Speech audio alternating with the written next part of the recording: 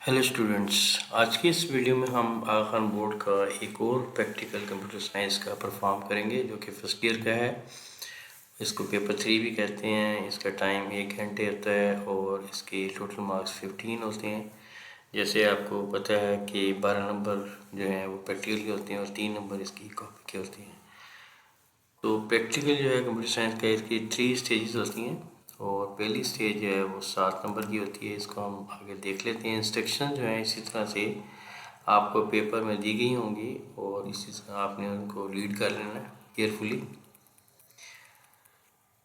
यहाँ पे स्टेज 1 है, टोटल 7 मार्क्स लिखा हुआ है और लिखा हुआ है जी write a program in Python programming language using the Python IDE and perform the following task. तो आपने पाइथन का IDE यूज़ करना है और आपने प्रोग्रामिंग लैंग्वेज जो है पाइथन यूज़ करनी है और प्रोग्राम बनाना है। कौन सा? टास्क 1 ये है कि ask the user to enter a positive integer number, bracket में n है, यूजिंग द इनपुट स्टेटमेंट। और दूसरा टास्क है use a for loop to display all numbers from 1 to n। तो पहला टास्क हम कर लेते हैं पहले।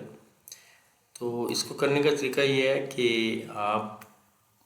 बेहतर तरीका ये है कि इसको आप टास्क को कॉपी कर लें और ये आप ओपन कर लें यहाँ से। IDLE जो है इसका पाइथन का, ये ओपन कर लें। टास्क बार पे मेरा शॉर्टकट पड़ा हुआ, मैं इसको यहाँ से ओपन कर रहा हूँ और यहाँ पे इसको डबल क्लिक करके मैक्सिमाइज करता हूँ और नई फाइल बनाता हूँ और इसको फिर मैं P2 प्रैक्टिकल 2 के नाम से इसको मैं सेव कर लेता हूँ। राइट, ओके जी। दोबारा से पहली स्टेटमेंट हम देख लेते हैं। Ask the user to enter a positive integer number, bracket में n है, यूजिंग द इनपुट स्टेटमेंट। तो वेरी इजी, आपने ये वाली फाइल ओपन कर ली है। यहाँ पे फर्स्ट मैं यहाँ पे कमेंट कर देता हूँ टास्क 1। ओके, और टास्क 1 ये है कि आपने इनपुट स्टेटमेंट से पॉजिटिव इंटीजर जो है वो इनपुट करवाना है। तो इनपुट का जो मेथड या फंक्शन है वो यूज़ होगा, तो यहाँ पे लिखेंगे इनपुट।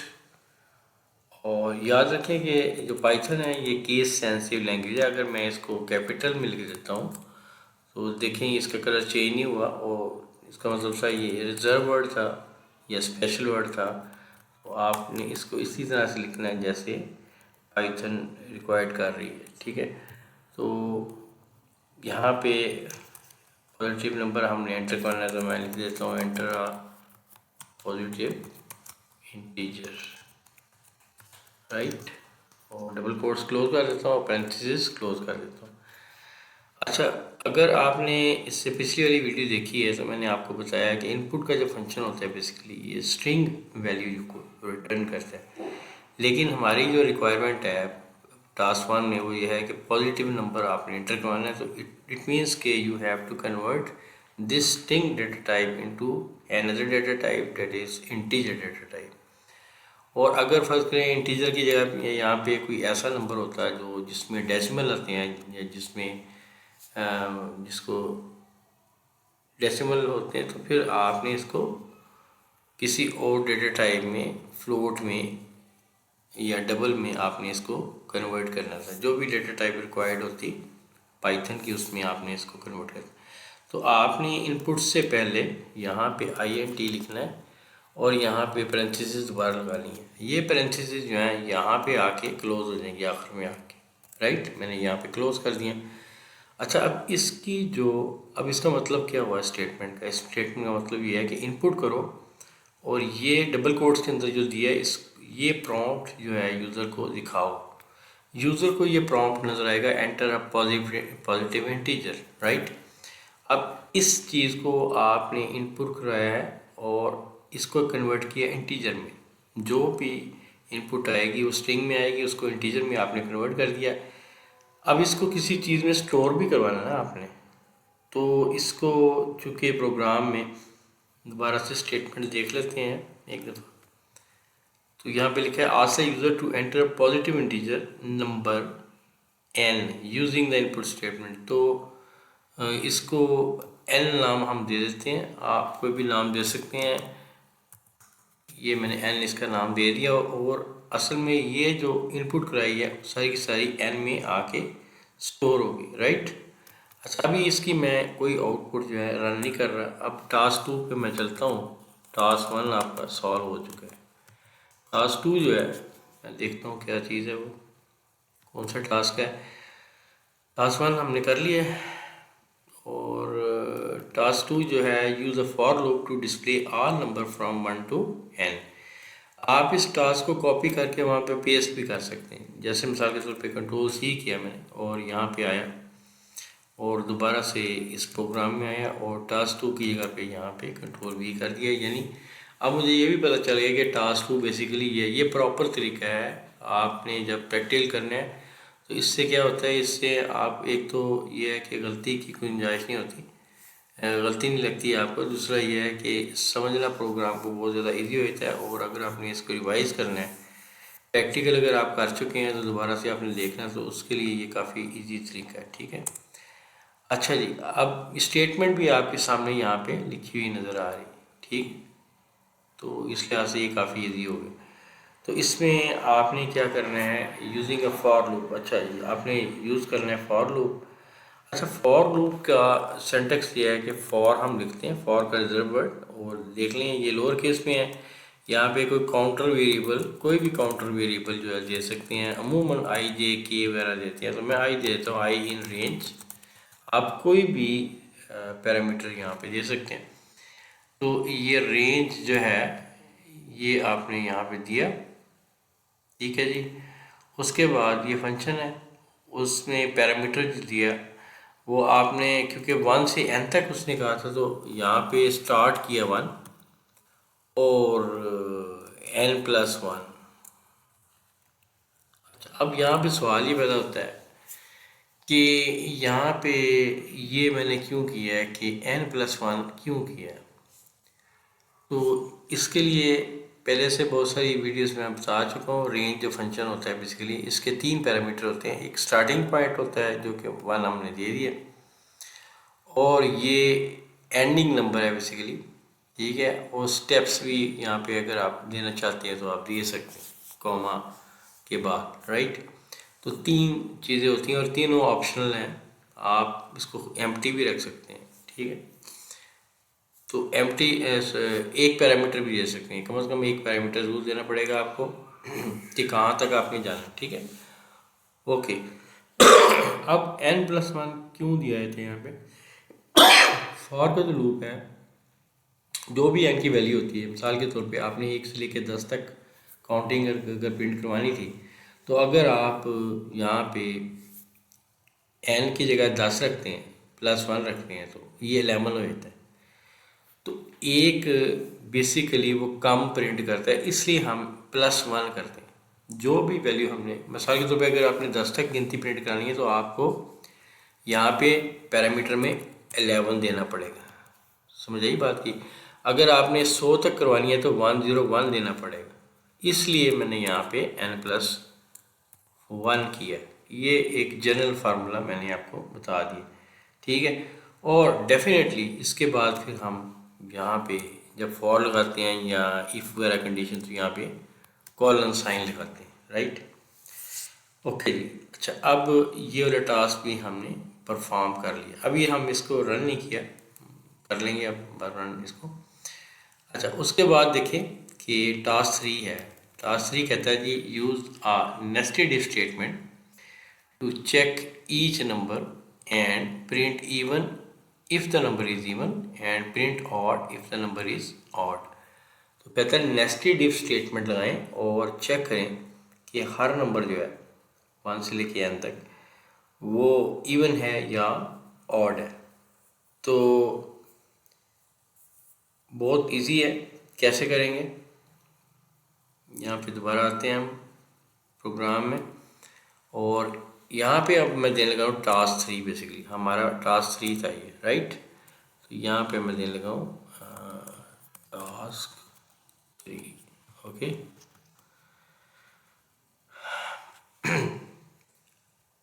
अच्छा जी, अब यहाँ पे आपने देखा है इसने ऑटोमेटिकली इसको इंडेंट कर, जब मैंने एंटर किया है 3 के बाद यहाँ से जब मैंने एंटर किया तो उसने ये कर्सर इधर लेके आया, ये इधर लेफ्ट साइड पे, लेफ्ट मोड साइड पे नहीं लेके गया।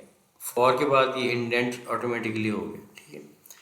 अच्छा, यहाँ पे हमने चेक करना है कि इवन है या ऑड है, तो वेरी सिंपल, यहाँ पे हम लगाते हैं कंडीशन इफ़, और यहाँ पे आई को देखना है हमने, आई, और इसको डिवाइड करना है 2 से, रिमाइंडर अगर इसका 0 आता है डिवाइड करने से, जैसे 10 को डिवाइड करेंगे तो 2 5 या 10, तो रिमाइंडर में कुछ नहीं बचेगा, 0।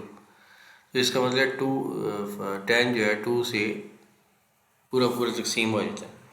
तो रिमाइंडर ऑपरेटर जो होता है उसको परसेंटेज साइन से हम डिनोट करते हैं। तो परसेंटेज साइन यहाँ पे लिख लेते हैं, परसेंटेज 2, और यहाँ पे मैं लिख सकता हूँ इक्वल टू, अगर ये 0 है, ठीक है, ये क्योंकि कंडीशन है उसके बाद कॉलन साइन लगेगा। अगर ये 0 है तो मैं यहाँ पे फर्स्ट करें लिखवा देता हूँ प्रिंट, कुछ भी स्टेटमेंट लिख सकते हैं, यहाँ पे लिखवा देता हूँ आई,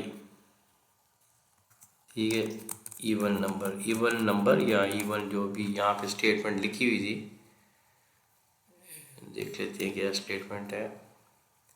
print even if the number is, just even he लिखना है, इवन नंबर भी लिखते हैं कोई मसला नहीं, लेकिन वहाँ पे जो स्टेटमेंट दी हुई है वो कहता है इवन, इसको लिखे तो हम इसको इधर ही छोड़ देते हैं और एल्स के पोर्शन में आए थे, राइट।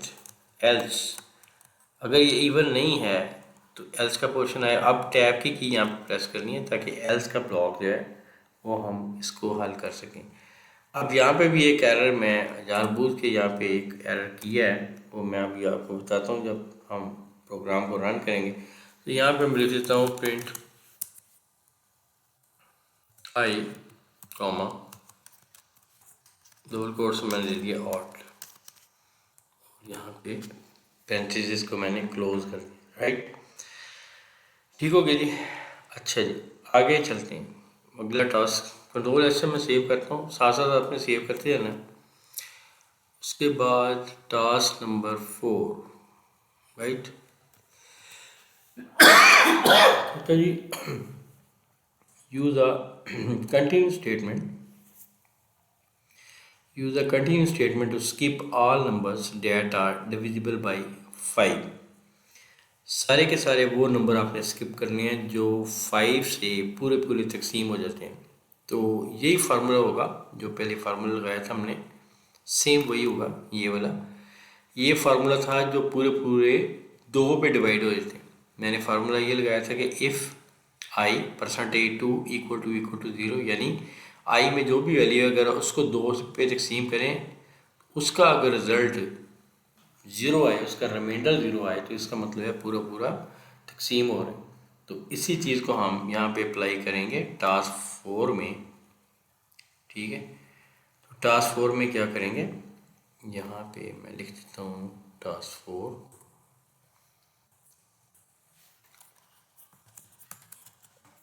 टास्क 4 लिख दिया, और यहाँ पे मैंने फर्स्ट लिख दिया कि if I percentage 5 equal to 0, और कॉलन साइन लगेगा, लाजमी बात है।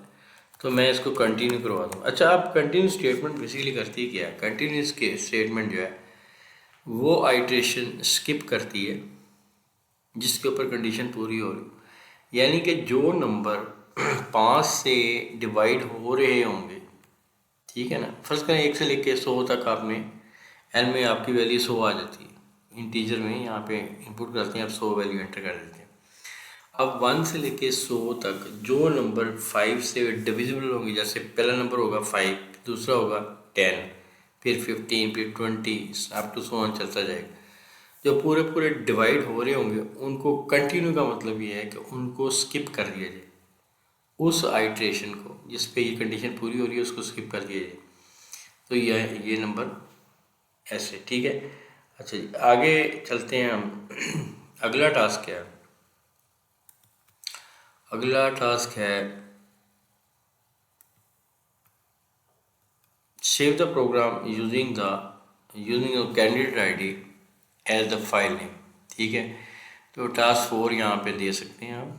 टास्क 4 सॉरी टास्क 5 था, तो सेव कैंडिडेट आईडी से आप इसको सेव कर लें। तो इसको आप सेव करें। ऑलरेडी अगर सेव कर लिया है प्रोग्राम को, तो इसको सेव एज कर सकते हैं। सेव एज होता है कि आपने अब यही प्रोग्राम जो है किसी और नाम से सेव करना है।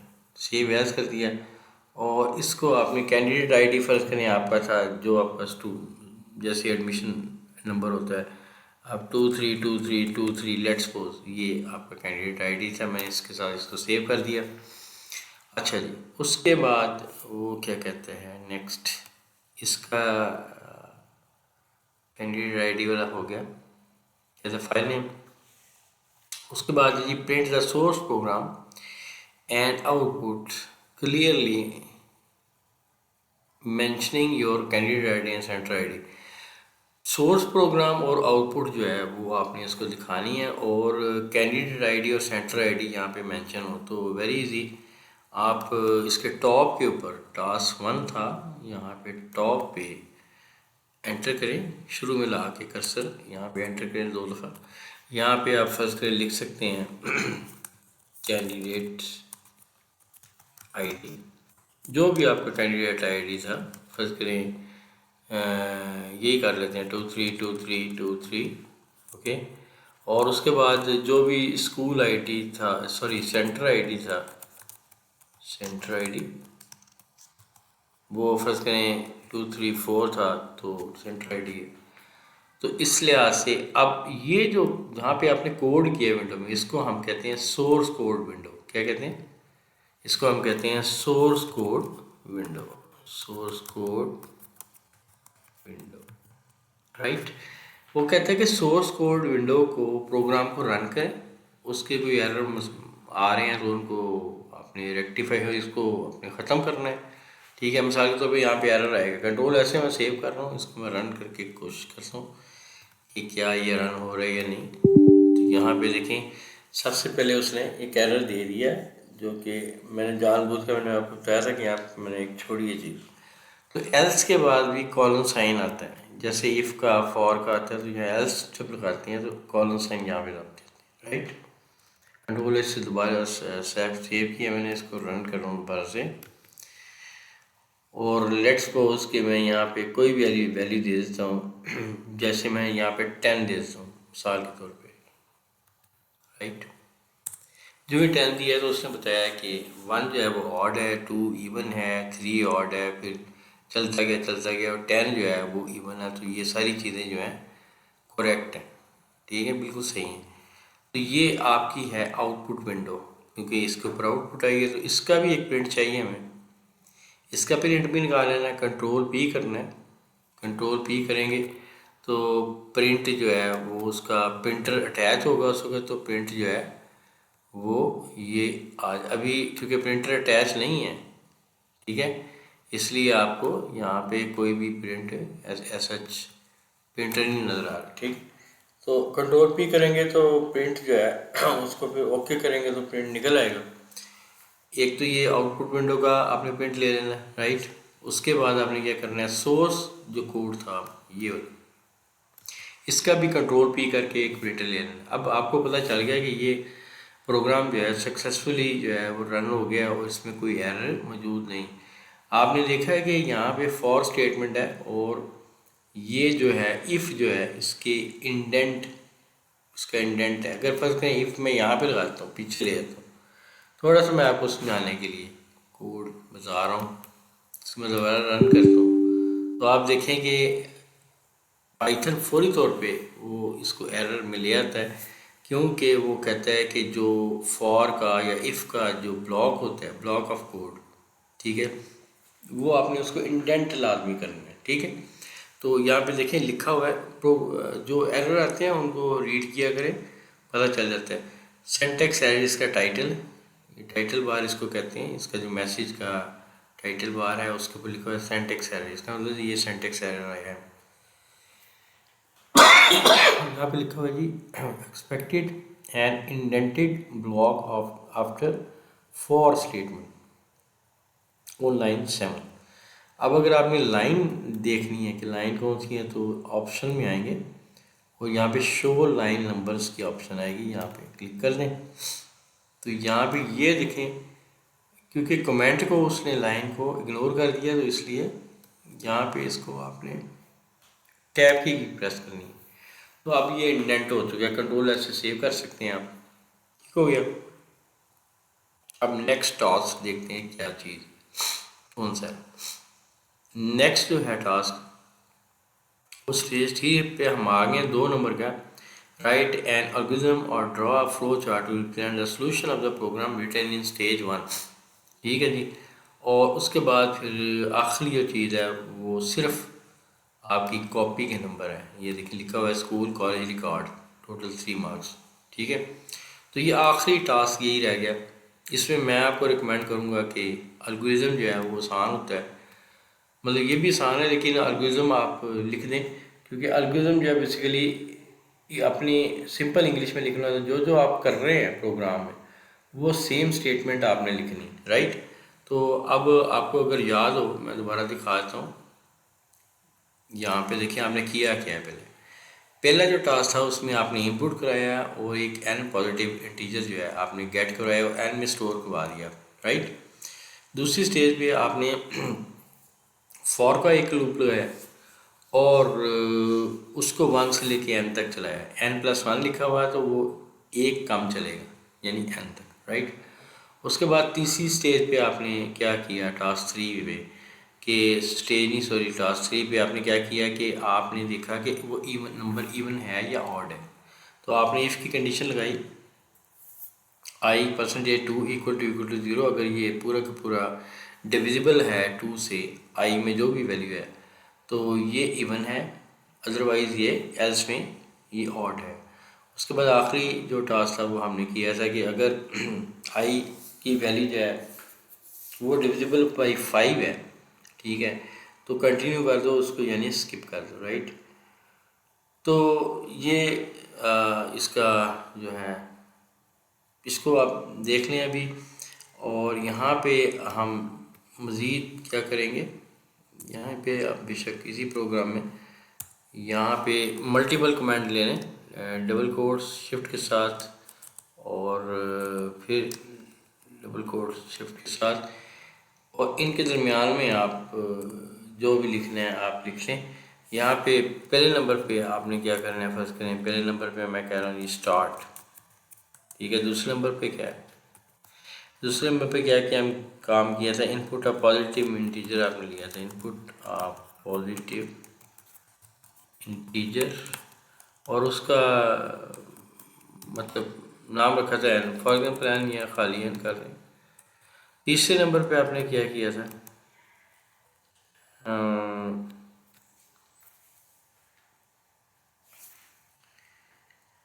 अगर जो है वो डिविजिबल बाई 5 है number, if the number in I is divisible by 5, ठीक है, then go to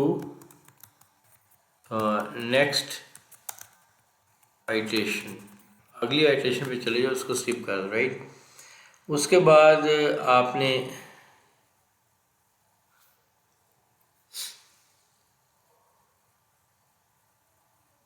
यहाँ पे इवन का किया पहले, सॉरी इससे पहले आपने इवन का किया, ठीक है।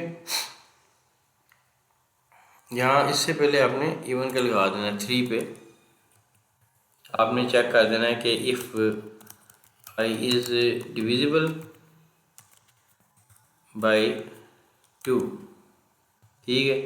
तो उसके बाद आपने लिख देना है, यहाँ पे आप लिख देंगे